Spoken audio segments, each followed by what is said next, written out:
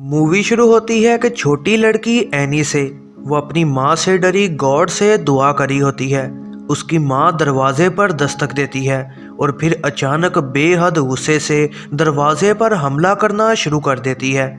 Any बेहद डर जाती है और फिर माँ दरवाज़ा तोड़कर उस पर हमला कर देती है। सालों बाद एनी बड़ी हो चुकी होती है और एक चर्च में नन के तौर पर काम करने लग जाती है। वो चांसलर को बताती है कि उसकी माँ उस पर जुल्म करती थी और शायद उस पर किसी शैतान ने कब्जा किया हुआ था। लेकिन चांसलर कहती है कि ऐसा कुछ नहीं है और शायद उसकी माँ एक पागल थी। लेकिन एनी कहती है कि ये शैतान का ही काम था और उससे बचने को उसकी माँ ने खुदकुशी कर ली थी।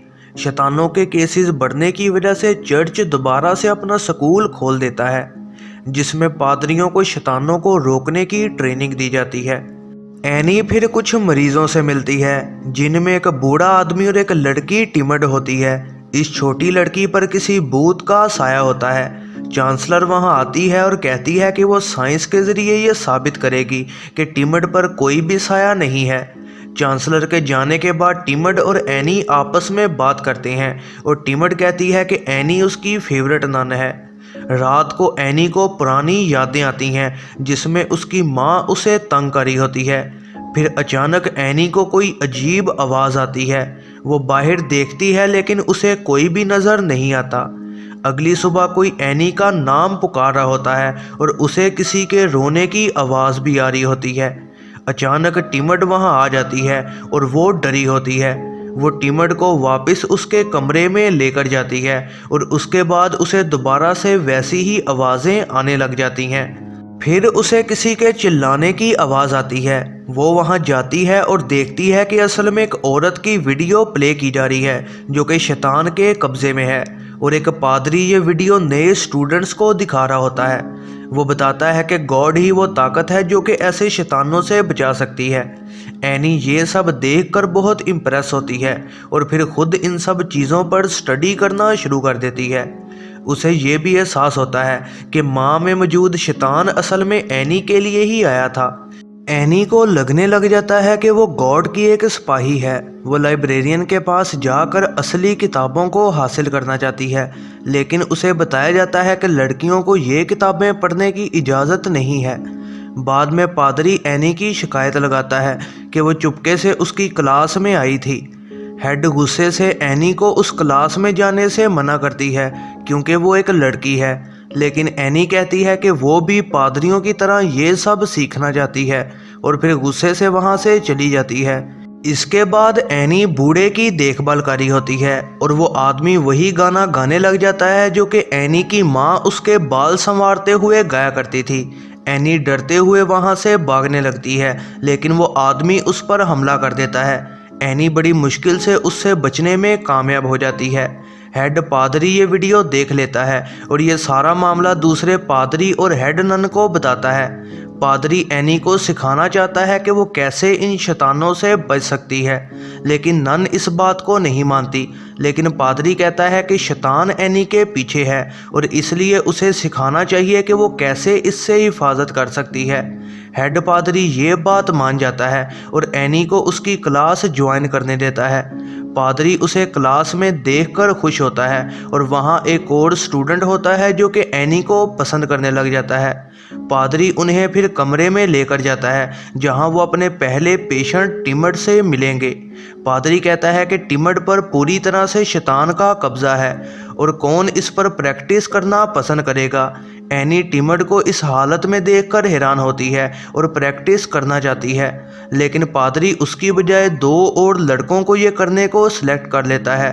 दोनों पादरी उस पर काम करना शुरू करते हैं लेकिन टिमड पर इसका कुछ असर नहीं होता।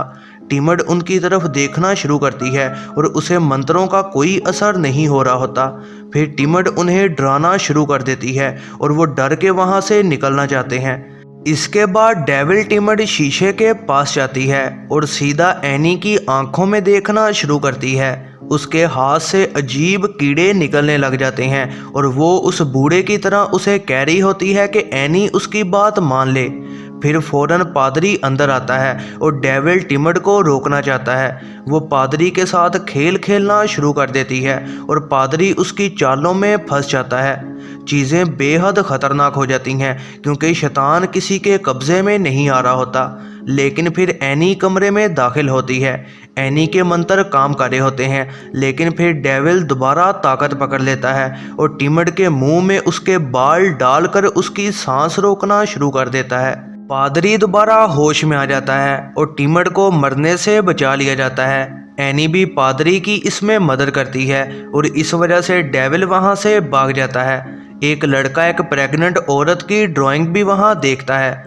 फिर तीनों स्टूडेंट्स इस जीत की खुशी मनाते हैं और लड़का बताता है कि वो ड्राइंग उसे उसकी छोटी बहन की याद दिला रही है। एनी को पता चलता है कि लड़के की बहन प्रेग्नेंट थी, लेकिन उसका बच्चा मर गया और फिर उसकी बहन पर शैतान ने कब्जा कर लिया था। रात को अचानक एनी को अपनी माँ की लाश नजर आती है और फिर लाश गायब हो जाती है। अचानक उसकी माँ फिर उसे पीछे से आकर पकड़ लेती है, लेकिन ये बस से ख्वाब होता है और एनी डरते हुए जागती है। फिर वो टिमड से मिलती है और उसे पता लगता है कि टिमड को अभी भी आवाज़ें सुनाई दे रही हैं और उसके ड्रोने ख्वाबों में एनी भी मौजूद होती है। एनी फ़ौरन ये बात जाके पादरी को बताती है। पादरी कहता है कि शायद मंत्र से ही से काम नहीं कर पाए और शैतान अभी भी टिमड के अंदर है और अगर कुछ ना किया गया तो टिमड मारी जाएगी। ये जानने के बाद एनी फ़ौरन पादरी की मदद करना चाहती है, लेकिन पादरी कहता है कि ऐसा नहीं किया जा सकता क्योंकि यह ज़रूरी है कि मंत्र पढ़ने वालों का पेशेंट के साथ दिली ताल्लुक़ ना हो। यह सुनने के बावजूद भी एनी लाइब्रेरी में चालाकी से घुस जाती है ताकि शैतानों के बारे में और बातें जान सके। वो वहाँ कुछ केसेस देखती है। एनी को एक मरीज का इंटरव्यू मिलता है। वो ये देखकर बेहद डर जाती है कि मरीज के साथ क्या हुआ था। वो ये सारी बातें नोट कर लेती है और चांसलर के पास जाकर बताती है कि इन सब चीज़ों की मेन वजह क्या है। वो बताती है कि किसी चीज़ को खोने का अफसोस ही डेविल को मौका देता है कि वो किसी इंसान पर कब्जा कर सके, लेकिन चांसलर उसकी बातों पर ध्यान नहीं देती और अब चर्च टिमड को सबसे दूर कर देता है और उसे कहीं और भेजना चाहता है। एनी पादरी से जाकर बात करती है कि वो अपनी रिसर्च के ज़रिए टिमड को बचा सकती है, लेकिन पादरी उसे ऐसा करने से मना करता है। एनी गुस्से से वहाँ से चली जाती है, लेकिन फिर लड़का उसे कहता है कि वो एक तरीके से अपनी ये बात साबित कर सकती है। वो कहता है कि वो चुपके से उसकी बहन पर मंत्र इस्तेमाल करेंगे क्योंकि उसे लगता है कि वो दोनों उसे ठीक कर सकते हैं। एनी ये करना चाहती है, हालांकि वो जानती है ऐसा करने से उसके साथ बेहद बुरा होगा। रात को वो दोनों लड़के की बहन से मिलने जाते हैं। एनी काम शुरू करती है और तभी बहन को कुछ होने लग जाता है और वो अपने पेट को जख्मी करने लग जाती है। डेविल बहन पर कब्जा कर लेता है और पंखा तेज़ी से घूमने लग जाता है। डेविल एनी को बोलने लग जाता है कि वो उसके बचपन की बातें जानता है कि एनी 15 साल की उम्र में प्रेग्नेंट हुई थी। अचानक लड़की का पेट बड़ा होने लग जाता है और शैतान के हाथ पेट में से महसूस हो रहे होते हैं। एनी उसे बचाने की पूरी कोशिश करती है और लड़का मंत्र पढ़ना शुरू कर देता है। एनी कामयाबी से लड़की को समझा लेती है। लड़की उसकी बातें समझ जाती है और इस तरह से डेविल उसके अंदर से निकल जाता है और लड़की बिल्कुल नॉर्मल हो जाती है। इसके बाद एनी लड़के को सच बताती है कि वो 15 साल की उम्र में प्रेग्नेंट हो गई थी और उसे मजबूरन अपने बच्चे को छोड़ना पड़ा था और उसे इस बात का बेहद अफसोस है। इसके बाद कमरे में एनी बाल कंघी कर रही होती है और वो अपनी आंख के अंदर से एक बाल खींचकर निकालती है और उसकी माँ का भूत पीछे खड़े उसे देख रहा होता है। चीज़ें बिगड़ जाती हैं जब एनी को पादरी और हेड पादरी बुलाता है। उसे पता चलता है कि उनके जाने के फ़ौरन बाद लड़की ने खुदकुशी कर ली थी क्योंकि मंत्रों से डेविल बस थोड़े टाइम के लिए ही वहाँ से गया था। एनी को इस बात का बहुत अफसोस होता है और वो अपनी हरकतों पर माफ़ी मांगती है और ये सब करना बंद कर देती है। चांसलर उसे आके एक किताब देती है और बताती है कि टिमर ठीक हो गई है और अपनी माँ के साथ जा चुकी है। इस बात पर एनी खुश होती है। इसके बाद वो लड़का आके उसे बताता है कि टिमर दोबारा डेविल बन गई है और उसने कईयों को मार दिया है। फिर लड़का उसे एक लॉकेट देता है जो कि टिमड़ के पास था और उसे एहसास होता है कि ये वही लॉकेट है जो कि उसने अपने पैदा हुए बच्चे को दिया था।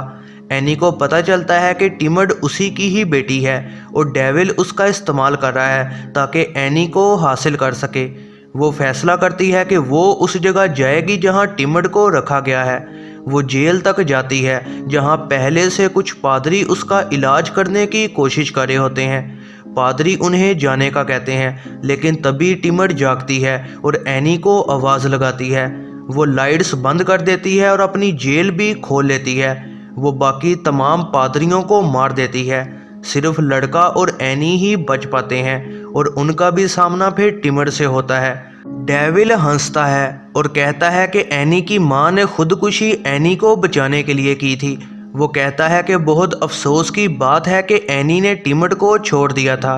एनी टिमड़ को हक करने का कहती है और इस वजह से डेविल एनी को अपने कब्जे में कर लेता है।